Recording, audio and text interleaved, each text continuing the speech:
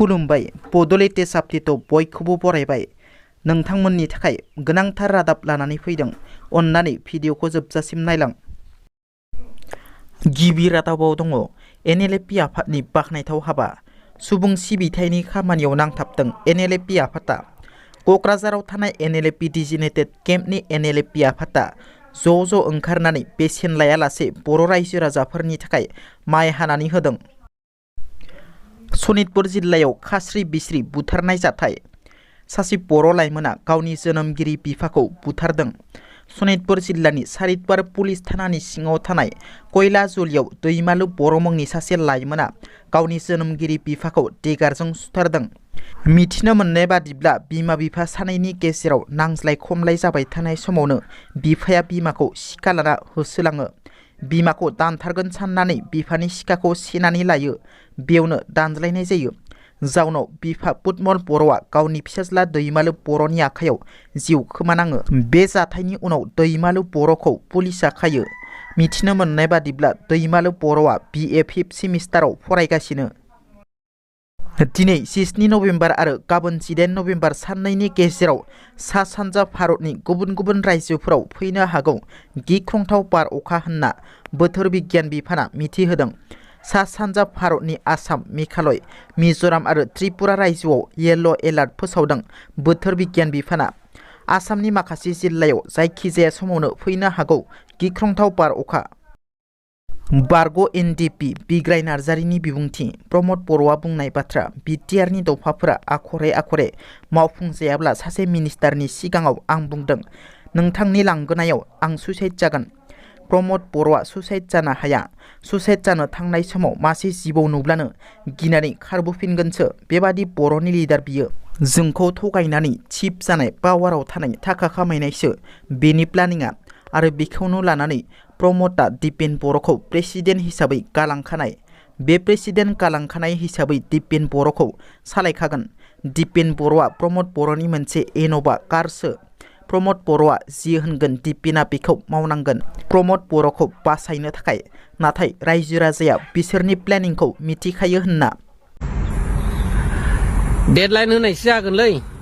डिसेम्बराव जुदि रन्जन सारमोनहा जेलाव जेसेबांनाखि केडार लिडार्स दङ, फाइनान्स नन फाइनान्स गासैबो जुदि डिसेम्बरनि गेजेराव गवाब्ला जोंबो लामाखौ दस्रा लागोन। पलिटिकेलि जोङो सोरखौ सापर्ट खालामनांगौ बेखौ गाव गावनि खुगाजों जों बुंनानै लागोन। जों नेबाय थालाथ' सहायला जों। जानो हागौ जोङो हयथ' माबा मोनसे लामा लायोब्ला बबेबा मोनसे पार्टियाव जुदि जों ज'यैनो जुदि सापर्ट खालामनानै प्रप'जालनि गेजेरजों जुदि बिथांखौ बख'नो हायोब्ला जोंहा बाहाय सैसोनायाव जेबो लस गैया। जों नांथाबगोन, थैथाबगोन जोङो। देहा सोलेर गथायजोबनानै बे पार्टिखौ जों देरहाहोगोन। नोंसोरो सानदों खोमा थाखा फैसाजों भटखौ बायजोबथारगोन जोङो। बिपिएफआ बै समाव 17 बोसोर बायनाय बायदि। फाग्ला नोंसोर फैलारखा, फैलार जेबो गैया। नोंसोरो 17 बोसोरा हाग्रामाजों जेनबोखानाय। हाग्रामा सारा जेबायदि दम जों बे 17 बोसोरखौ लाखिबोदों। आरो बेजोंनो नोंसोरो नांबाय थानो नागिरो थाखाजों। बेनाव थाखा गैया मालाय मा जानो। सेन्टिमेन्ट दंब्रा, आखायाव सिलाय लानानै दावहा नांनानै बिटिसि लाबोनायसो बेसेरा। बर' जाथिया बिनि सायावबो गाबखांनाय दं। आरो मा बुंनांगौ उनाव बुंगोन। दा बुंजोबाबाबो उनाव बुंगोन। जों बुंगोन, जों बुफ्रुजोबा दानो।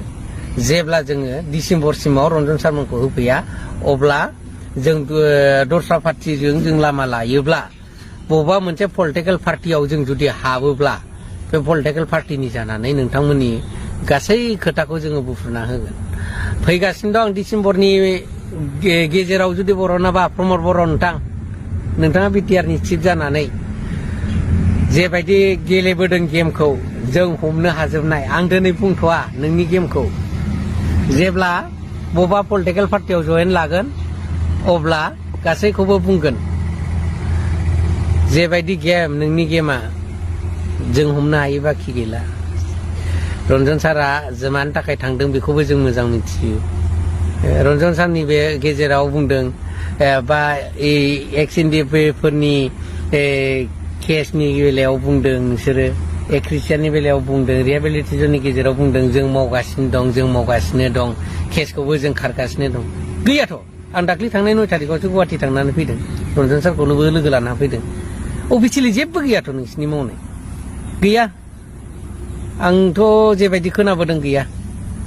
ओमफ्राय नोंसोरो नैबेहाय ससियेल मिडियायाव दामखावगासिनो दं जों नांगासिनो दं अफिसियेलि गैयालै गैया नङा बे नङा फाग्ला गोजौनि सिसि केमेरायासो नुगोन होननानै बुंलायबाय नोङो प्रमद बर' गोजौनि सिसि केमेरा नुगोन गोजौनि सिसि केमेरानि केमेरा फुटेजखौ जोङो डिसेम्बरनि गेजेराव गवाब्ला जोङो भिडिअ फुटेजखौ जों होसिगोन सिसि केमेरानि फुटेजखौ गोजौनि सिसि केमेराया सोर जानानै दं मिथिगौ ना नों प्रमद बर' गोजौनि सिसि केमेराया सोर एक्स एनडिएफबि जेसेबां मुंख्लंफोर बिसोरनो सिसि केमेरा जानानै नोंनि जानाय लोंनाय खिनाय दुगैनाय नोंनि अफिस सालायनाय नोंनि दा अफिस सालायखांनानै हरनि समाव लेखा फरायहैनाय हराव रुम सिङाव बेफोरखौ खेबनानै दोनजोबगासिनो दं एक्स एनडिएफबि मुंख्लंफ्रा बे एक्स एनडिएफबिनि मुंख्लंफोर सिसि केमेरा जानानै सेभ खालामनानै दोननाय मेम'रिखौ जोङो बे भिडिअ फुटेजखौ जों डिसेम्बरनि गेजेराव होनो थांगासिनो दं माबायदि बे नोंनि खामानि मावनाया भिडिअआवथ' नुसिगोन ना गोजौनि सिसि केमेराजों खेबनानै दोननाय दङ सेभ जानानै दङ बेखौ जों अपेन खालामसिगोन मेम'रिखौ लाबोनानै मुंख्लंफोरनिफ्राय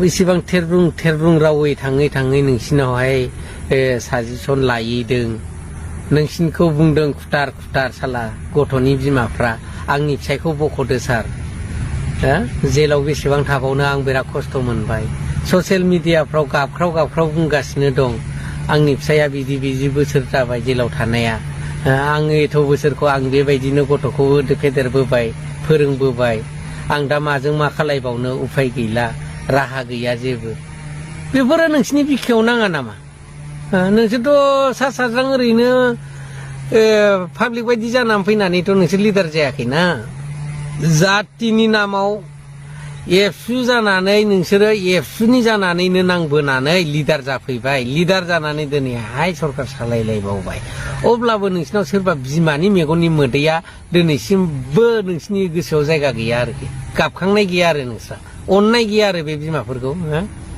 रान्दि जानानै थानाय बिमाफोरखौ नोंसोरो अननाय गैया आरो बे जोबथेसालियाव थानायनि हिनजावफोरखौ बिमाफोरखौ नोंसोर अननाय गैया एसे सिन्था खालामदोब्रा जोंबो गोजोनगोन ना जों मालाय माजों मा खालामनो जों गावनो जेबो राहा गैयै जाबाय गावनो गथ' गथाय फोरोंनो हायै जाबाय जोंबो फेमिलि जाबायना बैसोआबो जाबाय नांबोबाय खस्थ' लाबाय दा जोंबो लुबैयो कमरेड्सफोरखौ जोंजों लोगोसे बेफोरबायदिनो बिसि फिसाजों थानानै बा बाय बाहागिजों थानानै जाथिनि समाजनि मोजां खामानि मावफानो जोंथ' एबार डिसेम्बरनि उनावहाय गुबुना जा दा जा रन्जन दैमारि गद हिसाबै जोङो जेरैबाबो बबेबा मोनसे पार्टिजों थासोम नामबाबो जों सिन्था खालामगोन दे बेखौ हले आं बेक्तिगत हिसाबै आं बुंबाय सहायनो हायै जाबाय बारा हिंसा दा खालामसै जिखुनु जाया प्रमद बर' सोरबा माबा मोनसे बुङोबा आरटिआइ होनाय सोरखौबा होनाय बे आसामाव जोंखौ आरटिआइ होनानै जेल जाहोना मा जानो जोंखौ नायग्रा ओंखाम हैग्रा दंखायो बेहायनो जों थाबोनानै नांफैनाय सोरनिबा न'खराव थानाय